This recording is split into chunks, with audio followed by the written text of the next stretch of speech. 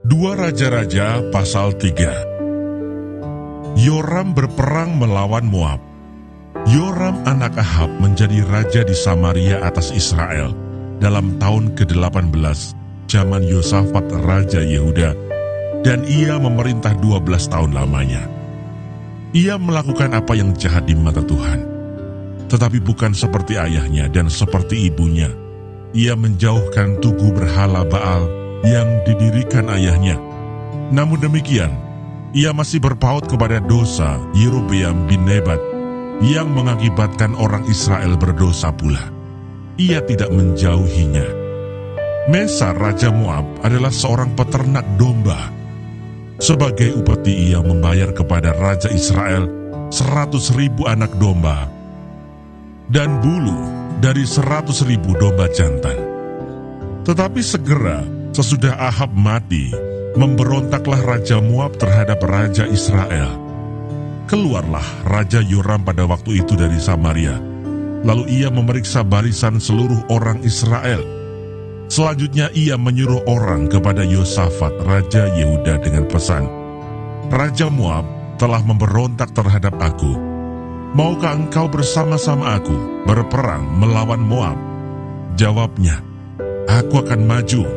Kita sama-sama, aku dan engkau, rakyatku dan rakyatmu, kudaku dan kudamu." Lagi ia bertanya, "Melalui jalan manakah kita akan maju?"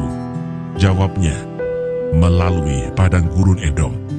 Maka berjalanlah Raja Israel dan Raja Yehuda dan Raja Edom.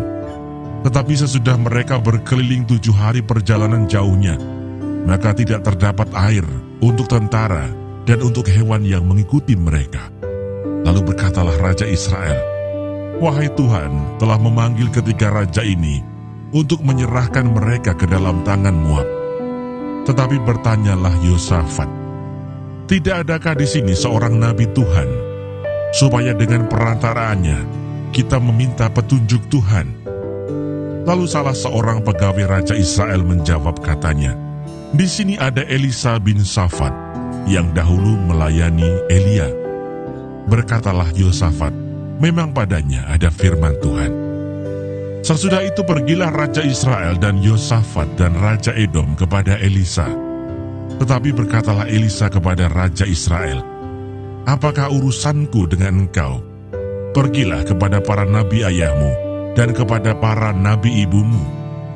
Jawab Raja Israel kepadanya, "Jangan begitu, sebab Tuhan memanggil ketiga raja ini untuk menyerahkan mereka ke dalam tangan orang Moab." Berkatalah Elisa, "Demi Tuhan semesta alam yang hidup, yang di hadapannya aku menjadi pelayan, jika tidak karena Yosafat Raja Yehuda, maka sesungguhnya aku ini tidak akan memandang dan melihat kepadamu. Maka sekarang, jemputlah bagiku seorang pemetik kecapi." Pada waktu pemetik kecapi itu bermain kecapi, maka kekuasaan Tuhan meliputi dia. Kemudian berkatalah ia, "Beginilah firman Tuhan, biarlah di lembah ini dibuat parit-parit, sebab beginilah firman Tuhan, kamu tidak akan mendapat angin dan hujan, namun lembah ini akan penuh dengan air, sehingga kamu serta ternak sembelihan dan hewan pengangkut dapat minum. Dan itu pun adalah perkara ringan di mata Tuhan. Juga orang Moab akan diserahkannya ke dalam tanganmu. Kamu akan memusnahkan segala kota yang berkubu dan segala kota pilihan. Kamu akan menumbangkan segala pohon yang baik. Kamu akan menutup segala mata air, dan kamu akan merusakkan segala ladang yang baik dengan batu-batu."